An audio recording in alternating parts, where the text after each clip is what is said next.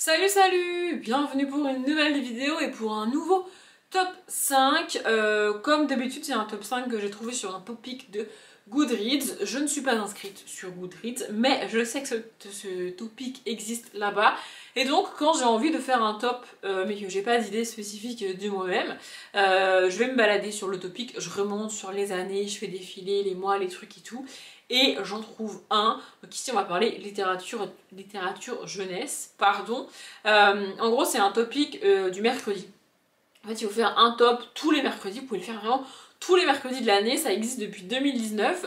Et en fait la personne qui tient ce topic propose une thématique par semaine. Et donc le but c'est de faire un top 5 de livres qui répondent à la thématique à chaque fois. Et là j'ai trouvé celui-là et vous le savez si vous suivez ma chaîne, je lis beaucoup de littérature jeunesse, j'adore ça. Vraiment, je préfère 1000 fois la littérature jeunesse à la littérature young adulte, et ça depuis un bon moment maintenant. Donc en fait le topic c'est littérature jeunesse, donc je l'ai traduit parce que Goodreads c'est en anglais, bref. Donc en fait c'est livres lus quand j'étais enfant ou récemment mais que je trouve parfait pour les enfants. On va plutôt partir sur cette thématique là parce que si je dois faire un top 5 des livres que j'ai lus enfant, en fait il n'y en a qu'un, c'est Mathilda de Roald Dahl. Voilà, je peux pas faire le top 5. Donc, et j'ai décidé de ne pas mettre Roald Dahl dans ce top 5 parce que je trouve quand même que il est quand même très connu et probablement encore très lu aujourd'hui, enfin j'espère. Donc je vois pas trop l'intérêt d'en rajouter une couche ici. Ici j'ai décidé de parler d'auteurs et de livres peu connus. Bon, pour le premier c'est une exception, mais autant je pouvais me convaincre moi-même de ne pas parler de Roald Dahl dans ce top 5, autant je ne pouvais pas me convaincre moi-même de parler de Monsieur... J'attrape le livre, Timothée de Fontbelle évidemment, et j'ai choisi Victoria Rêve qui est le premier livre que j'ai lu de l'auteur. Je suis désolée, il est très clair et du coup la luminosité est pas ouf, mais bref. Donc Victoria Rêve, voilà. Avec Timothée de Fontbelle on est la plupart du temps sur des livres très courts et des histoires coup de poing, des trucs qui te percutent. Alors je sais pas réellement comment c'est perçu par les enfants et à quel point les enfants poussent leur réflexion quand ils lisent du Timothée de Fontbelle, mais en tant qu'adulte, vraiment, moi ça me bouleverse à chaque fois. Ici, cette courte histoire nous parle donc d'une petite fille qui s'appelle Victoria. Et en gros, c'est tout petit et ça raconte le petit moment de la vie d'un enfant où en fait il devient préadolescent et où il perd cette capacité à rêver. C'est horrible à dire comme ça, mais vraiment c'est le cas. Voilà, on touche du doigt ce petit moment de la vie d'un enfant où c'est pas qu'il devient adulte, c'est qu'il commence à comprendre que la vie est pas toute rose en fait, et que c'est pas toujours très fun, et que c'est pas toujours très drôle, et que non, c'est pas toujours très juste non plus.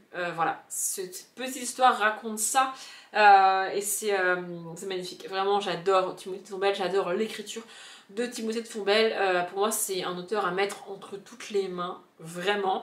Et c'est même des histoires qu'on peut lire à des enfants qui ne peuvent pas encore lire, selon moi. Vraiment, c'est... La plume, l'écriture et les univers et les personnages créés par Timothée de Fontbelle sont vraiment géniaux pour les enfants et pour les adultes et pour tout le monde. Vraiment, il faut lire du Timothée de Fontbelle. Le deuxième livre, c'est un livre en vrai, c'est une histoire très connue, mais je pense que peu de gens savent que c'est adapté du livre et c'est dommage pour l'autrice, c'est dommage pour l'univers parce qu'il y a beaucoup plus de livres qu'il n'y a eu de films faits et à découvrir et à lire. Ces histoires sont vraiment géniales. On parle ici de Dragon de Cressida Cowell. Ici le tome 1, comment dresser votre dragon. Donc la saga c'est Harold et les dragons. Et le film, donc le Disney Pixar, il me semble, il y en a eu 2 de fait, c'est Dragon avec Harold, les pirates, j'allais dire, pas du tout, les vikings et les dragons. Vraiment, on est sur le même univers, la même ambiance, mais pas tout à fait la même histoire. On va suivre ici donc, et vous le savez si vous connaissez le dessin animé, Harold, le fils du chef viking de l'île de Burke, qui est un jour destiné à lui-même être chef de l'île, tu vois, sauf qu'il n'a pas du tout le physique et il n'a pas du tout l'ambition du futur chef viking. Il est trop intelligent pour un viking. En fait, il réfléchit beaucoup trop. Et surtout, il parle la langue des dragons. Alors, dans le film, les dragons sont vraiment l'ennemi des vikings. Dans les livres, c'est pas le cas. Dans les livres, chaque viking a un dragon domestique. pour vous donner un ordre d'idée. Et donc c'est l'histoire du premier tome. Dans ce premier tome, les enfants, dont Harold fait partie, donc toute la classe de Harold, en gros si vous voulez, vont dans les grottes des dragons pour que chacun choisisse un dragon et revienne avec un dragon. Croque-Mou. Croque-Mou n'est pas du tout, mais alors pas du tout le même dragon dans le livre et dans le film. On n'est pas du tout sur le même délire. Pas du tout, du tout. C'est vraiment une histoire à part entière, presque. Le dessin animé est une inspiration de l'univers de Christa Cowell. L'univers est le même. Vraiment, les personnages sont les mêmes. Avec Tronche de Cake, je sais plus comment il s'appelle l'autre là. Mais l'histoire est pas du tout la même. Et il y a beaucoup de tomes. On peut trouver facilement les 4 premiers, il me semble, parce qu'ils ont été réédités il n'y a pas hyper longtemps dans ces éditions-là chez Hachette. Pour la suite, par contre, c'est très compliqué. Moi, je galère, j'ai toujours pas fini la saga parce que je galère vraiment à les trouver. Je trouve des vieilles éditions disponibles à la vente d'occasion qui sont en fait des éditions qui étaient dans les bibliothèques. Pour vous donner un ordre d'idée, on est au stade où même les bibliothèques se séparent des livres. Mais c'est dommage parce que c'est vraiment une saga géniale, c'est juste qu'elle n'a pas eu le... En fait, ce que je trouve principalement dommage pour la saga, c'est qu'on parle quand même d'une saga adaptée en Disney Pixar qui a fait un carton. Enfin, je veux dire, Dragon, tout le monde a adoré, tout le monde l'a vu, enfin, c'est génial ce film. Et au moment de la sortie de Dragon, bah, on n'a pas vu les livres en fait. Vous voyez? Il n'y a pas eu de pub pour les livres au moment du film. Sinon, je m'en serais rendu compte. Oui, enfin, je m'en rappellerai. Enfin, c'est bizarre, vous voyez. Mais pourtant, c'est dommage parce que vraiment, c'est des histoires géniales. Et on est sur des livres écrits et illustrés par l'autrice. J'essaie de vous montrer. Voilà, on a des petites illustrations comme ça. On a aussi des jeux de texte. Voilà, on a des petits passages comme ça également. On a parfois, c'est écrit en rond. Parfois, c'est écrit... avec des vagues et tout, enfin le texte est pas toujours rectiligne, alors peut-être que c'est plus le cas dans la suite de la saga que dans ce tome 1, on a des pages comme ça également. Et donc voilà, c'est le Christa Cowell qui fait les illustrations aussi. Voilà, franchement j'adore ces bouquins-là, je trouve ça absolument génial. Voilà, on a parfois du texte un peu comme ça, vous voyez. Donc ça c'est une phrase à lire, et puis on a aussi des morceaux de calepin comme ça mis dans le livre. Enfin bref, je trouve que les objets livres sont géniaux, l'intérieur des livres est génial, et c'est le genre d'histoire qui montre aux enfants que lire c'est pas juste lire, c'est imaginer des choses, c'est voir plus grand en fait, et c'est pour moi l'un des buts de la littérature jeunesse, je vais y arriver, et je trouve dommage que ces livres-là soient un peu tombés dans l'oubli quoi, parce que c'est vraiment cool. À ce stade-là de la vidéo, peut-être que vous vous en serez rendu compte, j'ai choisi de faire un top 5 donc, de la littérature jeunesse, sachant que j'en lis beaucoup, que j'en ai plein dans ma bibliothèque et que c'est difficile de faire un choix. Donc je me suis dit, je vais parler de livres jeunesse que j'ai pas montré depuis longtemps sur la chaîne. Donc en gros ici, pas de 43 rue du Vieux Cimetière, pas de Amélia Franck que j'ai lu récemment, vous voyez, pas tout ça. Ce sont des livres vraiment que j'ai lus il y a un moment et dont je reparle pas très souvent parce qu'il y a beaucoup de livres jeunesse dans ma palle, il y a beaucoup de livres jeunesse que j'adore. Donc là, c'est 5 parmi tant d'autres, mais voilà, c'est pas les récents que vous m'avez vu lire en fin d'année dernière et des trucs comme ça, parce que je vous en ai parlé il y a pas longtemps justement. Bref, le numéro 3, c'est Les enquêtes de l'inspecteur 00, le tome 1 ici, qui a volé les rayures du zèbre de Richard Petitsi et Elena Dupressoir. Ici, on est sur une trilogie. Je suis dégoûtée qu'ils n'aient pas fait de tome supplémentaire. Mais c'est pas moi qui décide. Et donc en gros ici on va suivre des animaux personnifiés, donc le groupe qu'on a ici. Ici c'est l'inspecteur 00, ici c'est son assistant, ici c'est sa chef, et puis on a ensuite le zèbre et les membres qu'on suit dans cette histoire précisément, mais qu'on ne retrouve pas dans les tomes d'après, pas comme l'inspecteur 00 et Alcide, il me semble que c'est son assistant. Oui c'est ça, Alcide, le caméléon. Donc en gros ici on suit l'inspecteur 00 qui est donc un orang-outan, vous l'aurez compris, qui est envoyé au Kenya, il me semble, c'est ça. Ah oui, j'ai galéré avec Nairobi dans cette histoire, bref. Donc au Kenya, à Nairobi, c'est Nairobi hein le Kenya. Bref, donc il est envoyé là-bas parce que le zèbre n'a plus de rayures. On lui a volé ses rayures. C'est quand même bizarre. Quand tu réfléchis toi à ton cerveau d'adulte, t'es en mode comment on peut voler les rayures d'un zèbre, c'est techniquement pas possible, à moins de le tuer. Mais c'est tarif pour enfants. Bref. Et donc, ils vont enquêter. L'inspecteur 00 et Alcide, son assistant, qui est un caméléon, qui est évidemment très pratique pour enquêter et pour écouter des conversations notamment. Donc voilà, ils vont sur place et puis ils enquêtent sur les disparitions des rayures du zèbre. C'est des petites enquêtes menées par des animaux qui parlent. Franchement, pour les enfants, c'est génial. J'adore, c'est trop cool. Et c'est illustré en couleur ici. Voilà, et moi j'ai évidemment lu ça avec mes yeux d'adulte et je trouve que la construction rappelle assez fort un Hercule Poirot. On a cette enquête où nous on est avec l'assistant et pas avec l'enquêteur principal. Nous on est avec Alcide principalement et pas avec l'inspecteur 00. Donc on a cette enquête qu'on suit où l'inspecteur 00 réfléchit un petit peu dans son coin et toi t'es avec l'assistant, tu fais un peu ton enquête de ton côté. Voyez. Et puis à la fin, l'inspecteur rassemble tout le monde dans une pièce et énonce les faits comme lui les a déduits, compris et pour expliquer comment il en est arrivé à trouver le coupable en gros. Ce qui est quand même une construction à l'Hercule Poirot. Alors il n'y a pas que les Hercule Poirot qui sont construits comme ça, mais moi ça m'a fortement rappelé ça. Et franchement j'adore. Enfin des Hercule Poirot pour enfants, c'est quand même trop cool.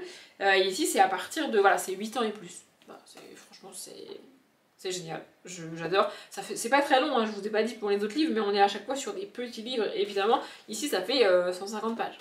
Voilà, moi j'ai lu les 3 tomes déjà disponibles pour cette saga-là. Je suis déçue, comme je disais, qu'il n'y ait pas de tome suivant, mais c'est une saga trop cool, vraiment. Et ça fait pas peur pour les enfants. Vraiment, c'est vraiment parfait. En parlant de saga qui ne fait pas peur mais qui donne un petit peu de frisson pour les enfants, la suivante c'est Le Passeur de Fantômes, ici le tome 1, L'élu de Johan Elio et Alain Grousset. Évidemment en tant que fan de Halloween, je ne pouvais pas ne pas citer une saga jeunesse avec des fantômes et un petit peu de frisson, c'est comme ça, voilà.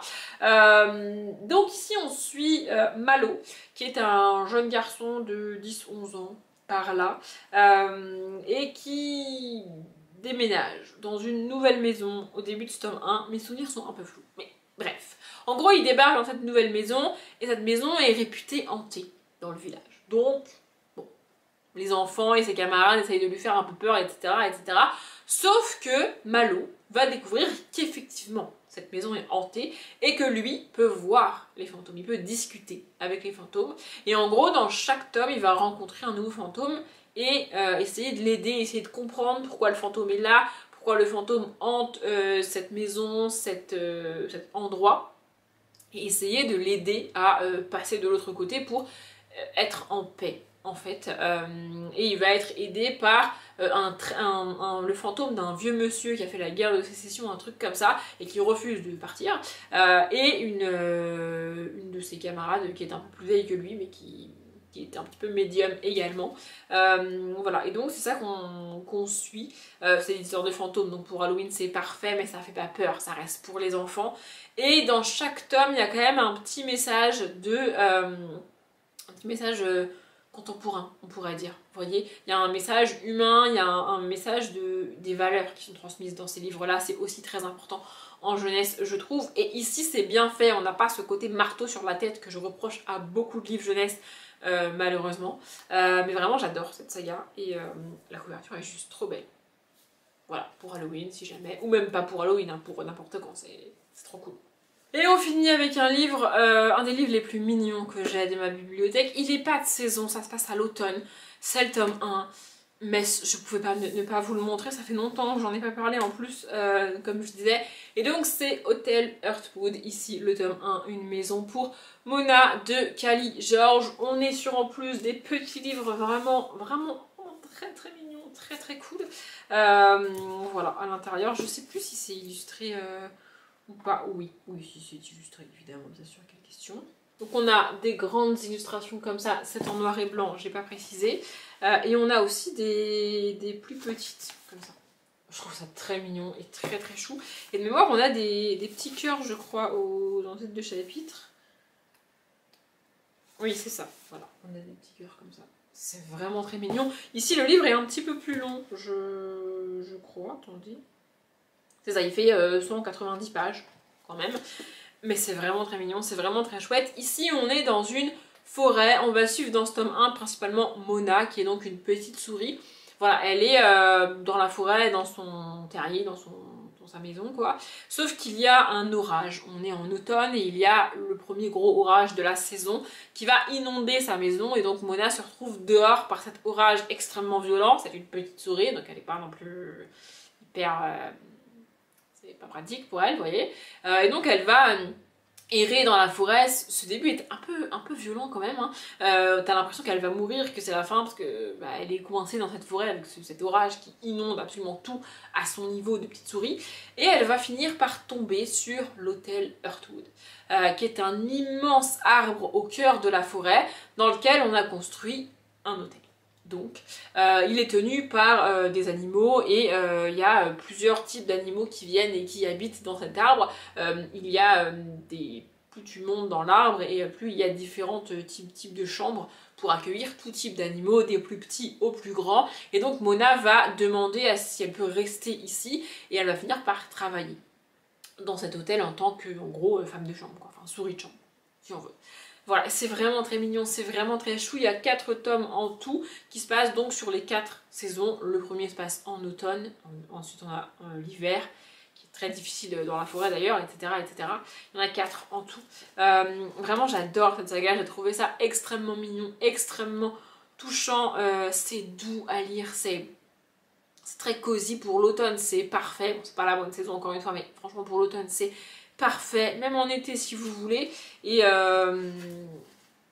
vraiment c'est hyper mignon. Je sais pas à partir de quel âge, il n'est pas marqué à partir de quel âge tu peux lire ça, mais 9-10 ans. Voilà, 9-10 ans, mais c'est quand même un livre assez gros, donc peut-être pas tout seul, ou peut-être pas pour tous les enfants, mais en tout cas c'est vraiment une histoire très mignonne, très choupie et qui a aussi pas mal de valeurs, de solidarité dès le début ici pour le coup, puisque on a cette souris toute seule perdue dans la forêt et les gens de l'hôtel qui vont la recueillir gratuitement, hein. Elle va pas payer sa chambre au début, elle va ensuite se mettre à travailler, mais au début c'est juste bah viens, abrite-toi quoi, vous voyez. Enfin bref, j'ai adoré cette saga et puis j'adore les objets livres, ici je les trouve absolument magnifiques et je ne peux que vous recommander cette saga. J'ai l'impression d'avoir beaucoup blablaté et que cette vidéo était un peu plus longue que je l'aurais aimé, mais on parle de livres jeunesse que j'ai adoré, donc j'aurais dû m'y attendre. Si vous voulez me partager en commentaire des livres jeunesse que vous avez lus ou que vous avez déjà lus récemment ou il y a des années ou que vous relisez régulièrement parce que vous les adorez, je suis preneuse, hein, c'est pas parce que j'en ai lu beaucoup que j'ai tout lu, loin de là. J'adorerais lire ça en commentaire, vraiment.